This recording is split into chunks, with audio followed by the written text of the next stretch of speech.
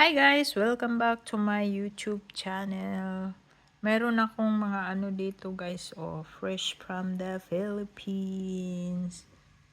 Ayan, hindi yan kasama yan.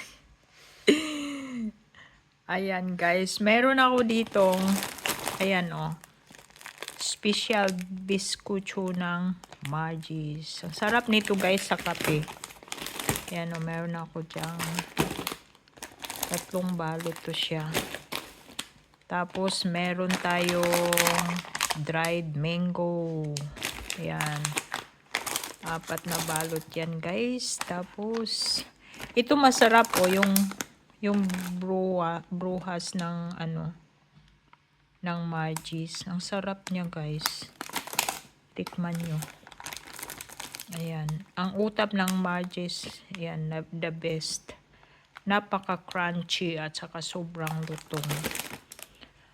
Guys, meron akong ang Epicacent oil ng Pilipinas, guys, nakarating ng Europe. ayan sa akin, maliit.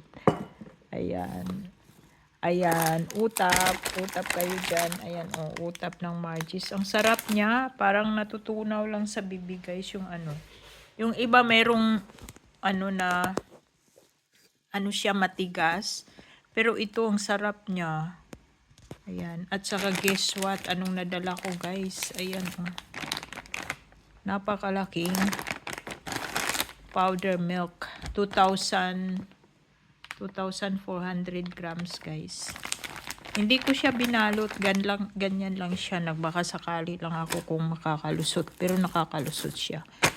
At saka ang paborito kong gardenia, OB and cheese. Sarap nito guys. Kahit hindi mo na siya lagyan ng palaman. Tsaka garlic toast ng Margie's. Sarap ng mga tinapay ng Margie's, guys. Ayan Meron sila sa Manila, SM. Ayan. Diba, hupya, sibuyas dahon. Ayan, utap. Ayan ang Margie's. Tsaka bumili din ako, guys, ng white flour. Ayan, pag sumasakit yung ulo natin at saka kapag nahihilo. Ito, bigay ito ni Day Vicky. Shout out sa iyo, Day. Para sa kati-kati daw to. Ayan, meron akong 2 dyan. Binigay niya. Maraming salamat. Ayan, bruhas. Tsaka mayroon dito, guys, toasted mamon. Ayan, toasted mamon siya. Sarap niyan. Ayan, bruhas ng Margie's. Bruhas, ayan. Pampasalubong guys, kunting pampasalubong. Ayan. Toasted mamon, ito ang sarap nito. Ang toasted mamon. Ayan yung mga produkto ng galing sa Pilipinas. Ayan, the best of Margie's Bake Shop. Ayan. Sarap. Ito talaga hindi ko yung makakalimutan simulat talaga noon pa paborito ko itong tinapay na to kasi hindi na kailangan magpalaman. Ayan